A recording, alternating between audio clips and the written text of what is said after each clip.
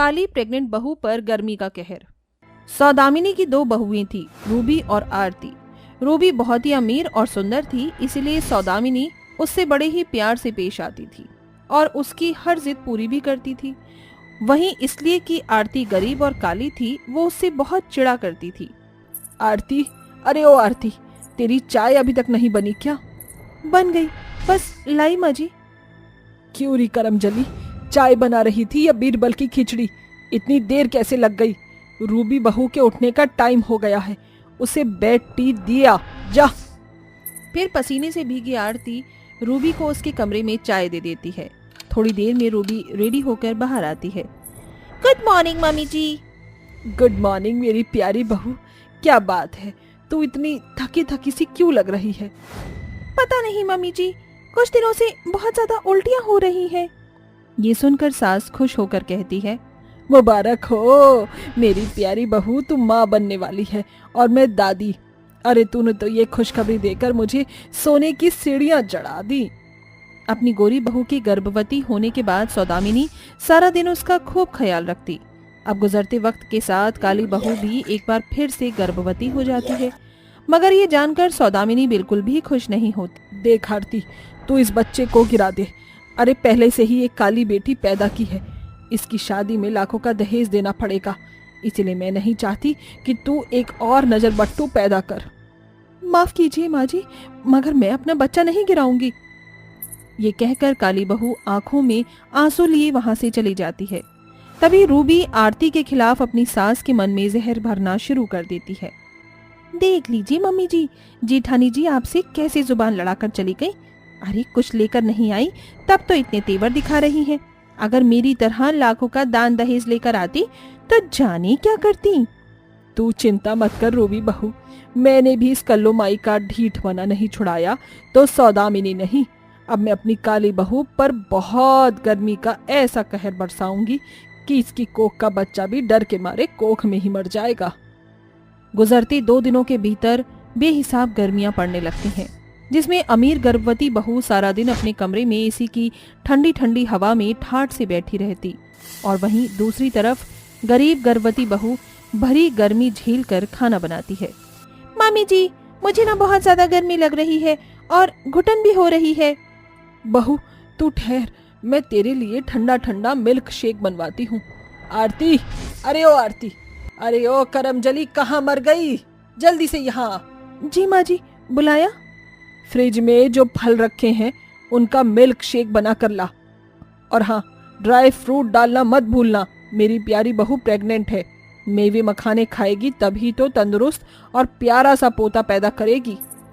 बेचारी बहू किचन में आकर मिल्क शेक बनाते हुए अपनी सास के फर्क पर सोचने लगती है। देवरानी जी के साथ साथ मैं भी तो गर्भवती हूँ, मगर माँ जी को हमेशा रूबी दिखाई देती है, सिर्फ इसीलिए कि वो अमीर और गोरी है और मैं बदकिस्मत काली। अगर मैं भी गोरी होती तो मुझ लाचार गर्भवती बहू को शायद ये गर्मी का कहर न झेलना पड़ता। आरती को ऐसे रोता देखकर 5 साल की पीहू उसके पास आकर आंसू पोंछते हुए कहती है, चुप हो जाओ मम्मा, मत रो, आपने सुबह से कुछ नहीं खाया, चलो कुछ खा लो। 5 साल की होकर भी पीहू अपनी माँ का दुख दर्द समझती थी, क्योंकि कहीं ना कहीं वो अपनी दादी के खड़ूस स्वभाव से भली भांति वाकिफ थी। जेठ की गर्मियां शुरू हो चुकी थी। उस दिन चारों तरफ चिलचिलाती कड़ी धूप के साथ लू चल रही थी। तभी सौदामिनी गंदे कपड़ों का ढेर लेकर अपनी काली गर्भवती बहू के आगे पटकते हुए कहती है, चल मेरी काली बहू, जल्दी जल्दी इन सारे गंदे कपड़ों को धो दे। माँ जी, आज मेरी तबीयत बिल्कुल भी ठीक नहीं है, मैं ये कपड़े कल धो दूंगी। अले ले ले, मेरी काली बहू की तबीयत खराब है, ये काम चोरी के बहाने में अच्छे से समझती हूँ। चुपचाप से कपड़े धो, वरना अगर मुझे गुस्सा आ गया तो तेरी खाल खींच लूंगी। सौदामिनी की धौंस भरी धमकी सुनकर बेचारी बहू कड़ी धूप में आंगन में कपड़े धोने लगती है। तभी पीहू कहती है, माँ अब बस जल्दी जल्दी से कपड़े धो लो और मैं इन्हें खंगालती हूँ, फिर आप आराम कर लेना। पीहू को अपनी परवाह करता देखकर आरती उसके सर पर हाथ फेरती है, मगर लगातार बैठकर कपड़े धोने के कारण आरती के पेट में खिंचाव होने लगता है और दर्द के मारे उसकी आंखों में आंसू भर आते हैं। आह, माँ मेरा पेट। माँ माँ क्या हो गया आपको? माँ आप ठीक तो हो ना? अचानक बहू गर्मी से बेहोश हो जाती है और पीहू रोते हुए कहती है, दादी माँ दादी माँ चलो ना, माँ बाहर गर्मी से बेहोश हो गई है। लगता है आपका प्लान काम कर गया मम्मी जी। यही तो मैं चाहती हूँ रूबी बहू कि ये मरजानी और इसका बच्चा दोनों मर जाए। फिर मैं यश की दूसरी शादी करके तेरी तरह चांद सी बहू लाऊंगी। सौदामिनी की सोच को सुनकर पीहू बाहर आकर अपनी माँ के चेहरे पर पानी के छींटे मारती है, जिससे आरती होश में आ जाती है। इसी तरह समय बीतता है, मगर बेचारी बहू के लिए कुछ भी नहीं बदलता। अपनी गोरी बहू को सौदामिनी पूरी गर्मियां ठंडे ठंडे फल, जूस और नारियल पानी पिलाती है, और वहीं दूसरी तरफ गर्भवती आरती को ठंडा पानी पीने पर भी आफत कर देती है। वो सारा दिन फ्रिज को बंद करके रखती है। एक रोज रूबी कहती है, मामी जी देखिए ना, मीशो पर गर्मियों की कलेक्शन की सेल चल रही है। मैं सोच रही हूँ अपने लिए कॉटन की कुर्ती और एक दो हल्के नाइट सूट ऑर्डर कर दूं। अरे एक दो क्यों बहू, तुझे जितना मन हो मंगा ले, बस तू खुश रहे, क्योंकि ऐसी हालत में तू खुश रहेगी तो बच्चे पर अच्छा असर होगा। सौदामिनी ऐसा कह ही रही होती है कि तभी आरती फ्रूट चाट बनाकर कमरे में आती है। ये लो देवरानी जी, तुम्हारा फ्रूट चाट। माँ जी मेरी भी सभी साड़ी पुरानी होकर फट गई हैं। मेरे लिए भी एक दो सूती की साड़ी खरीद दीजिए और एक आधा नाइटी भी। आहा, अरे तेरे गरीब फटीचर मायके वालों ने मेरे पास क्या मनी ऑर्डर भेजा है। मैं तुझ जैसी काली कलूटी पर एक खोटा सिक्का भी नहीं खर्च करने वाली हूँ। माँ जी आप मेरे साथ इतना फर्क क्यों करती हैं? देवरानी जी के एक कहने पर आप महंगी से महंगी चीज भी उन्हें खरीद कर ला देती हैं, और मेरे लिए एक साड़ी भी नहीं ला सकती। देख लीजिए मम्मी जी, मेरी काली जेठानी मुझसे कितनी जलती हैं। मुझे तो डर है कि कहीं ये मेरे होने वाले बच्चे को मार न डालें। तू बिल्कुल ठीक कह रही है रूबी बहू। इससे पहले कि ये डायन मेरे घर की खुशियां खा बैठे, इसे मजा चखाना पड़ेगा। इसके बाद सौदामिनी और रूबी काली बहू को कसाई की तरह मारपीट कर उसे घसीटते हुए घर के आंगन के बीचों बीच खड़े टूटे पेड़ से बांध देती हैं। बहुत शौक है ना तुझे आवाज उठाने का, अब मरती रहे इस गर्मी में। कड़ी धूप के कारण पूरा आंगन तवे की तरह तप रहा होता है, जिस कारण गर्मी से गर्भवती बहू के पैर में फफूंदी पड़ जाते हैं और उसका पूरा शरीर गर्मी और पसीने से तर हो जाता है और उसे जोर की प्यास लगती है। पानी पानी। बहू के पानी मांगने पर रूबी किचन से कटोरी में नमक भर कर लाती है और उसके जख्म पर मलने लगती है। कोयला खदान कहीं की, मुझसे जलती है, आज मैं तेरी जान ले लूंगी। माँ बचाओ, देवरानी जी मुझ लाचार पर तरस खाओ, मैं गर्भवती हूँ। बेचारी बहू की लाख गिड़गिड़ाने पर भी घमंडी सास बहू उस पर जरा भी तरस नहीं खाती और उसे तड़पता देखकर बहुत खुश होती है। तभी पीहू स्कूल से घर आ जाती है और अपनी माँ को ऐसे बंधा देखकर बस्ता पटकते हुए पानी लाकर अपनी माँ के शरीर पर डालने लगती है। माँ आप बिल्कुल मत घबराना, मैं आ गई हूँ, मैं आपको कुछ भी नहीं होने दूंगी।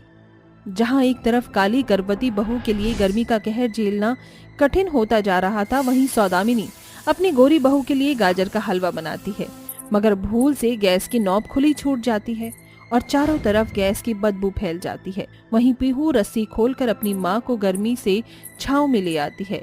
इतनी ही देर में रसोई में आग लग जाती है। रसोई में आग लग गई है और रूबी का कमरा तो रसोई से एकदम सटा हुआ है, मुझे कुछ करना होगा। आरती भागकर अंदर आती है। इतने में आग रूबी के कमरे के दरवाजे के चारों तरफ फैल जाती है। मामी जी अब क्या होगा? अरे कोई बचाओ, मैं और मेरी बहू अंदर फंस गए हैं। माँ जी रूबी घबराइए मत, बस दरवाजे से पीछे हो जाइए।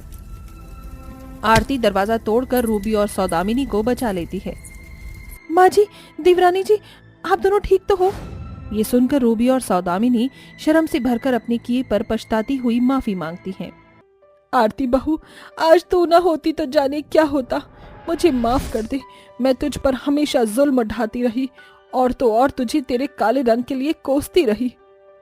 मामी जी, सबसे बड़ी गुनहगार तो मैं हूँ। अगर मैं आपको जेठानी जी के लिए ना भड़काती तो रिश्ते ना बिगड़ते। माँ जी, देवरानी जी, जो हो गया सो हो गया। क्यों ना हम बीती बातें भूलकर एक नई शुरुआत करें। आखिर में सौदामिनी अपनी काली बहू को गले से लगा लेती है, जिसके कुछ दिनों बाद काली गोरी बहुएं सुंदर से बेटे को जन्म देती हैं। सुमन एक फीकी सी साड़ी में दुल्हन बनकर बैठी होती है। तभी उसकी दोनों सहेली अहाना और काव्या महंगा सा लहंगा पहनी हुई एक बड़े से बॉक्स के साथ कमरे में आती है। आ गई तुम दोनों, मैं तुम्हारा इंतजार कर रही थी। बताओ कैसी लग रही है तुम्हारी सहेली इस दुल्हन के लिबास में। ऐसा कहते हुए सुमन की आंखों में गरीबी और लाचारी के कारण आंसू भर आते हैं। तभी अहाना कहती है, अरे यार आज तेरी शादी है। हेलो मैडम, कहाँ खो गई? अरे ये पुराना जमाना नहीं जब लड़कियों की शादी फीकी पुरानी साड़ी में कर दी जाती थी और बैलगाड़ी पर बिठाकर उनको ससुराल भेज दिया जाता था। ये ले, इसमें तेरी शादी का जोड़ा है, जल्दी से इसे पहन ले। तुम दोनों अपनी इस गरीब सहेली की शादी में आई हो, इतना ही बहुत था। ये बेफिजूल का खर्चा करने की क्या जरूरत थी? कैसे जरूरत नहीं थी? आज हमारी प्यारी सहेली की शादी है, वो सबसे सुंदर तो लगनी चाहिए ना। इसके बाद सुमन शादी का लहंगा पहन लेती है, जिसके बाद दोनों अमीर सहेलियां मिलकर गरीब सुमन का सुंदर सा मेकअप करके मंडप में ले आती हैं। थोड़ी ही देर में सुमन की शादी श्याम के साथ हो जाती है और अहाना और काव्या सुमन को विदाई करते हुए फूट फूट कर रोती है। यार सुमन, हम तीनों बचपन से साथ रही हैं और आज तू हम दोनों सहेलियों को छोड़कर ससुराल जा रही है। तेरे जाने के बाद तेरे साथ की सारी खट्टी मीठी यादें खूब याद आएगी। मुझे भी तुम दोनों की बहुत याद आएगी।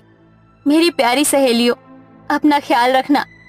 इस तरह सुमन की विदाई के साथ दोनों सहेलियां उसे हमेशा के लिए अलग हो जाती हैं। ये कहानी है बचपन की 3 सहेलियां सुमन, काव्या और अहाना की। काव्या और अहाना अमीर बिजनेसमैन की बेटियां थी, इसलिए उनका घर हर सुख सुविधाओं से संपन्न था। उन दोनों सहेलियों की मुलाकात सुमन से तब हुई जब सुमन उनके स्कूल में पढ़ने आई थी। सुमन को उस महंगे से स्कूल में भेजने के लिए उसकी गरीब माँ लता बहुत मेहनत करती थी। इसलिए कि सुमन गरीब थी, स्कूल का हर एक स्टूडेंट उसे घिन भरी नजरों से देखता था। वहीं काव्या और अहाना के लिए गरीब सुमन सिर्फ उसकी सबसे अच्छी सहेली थी।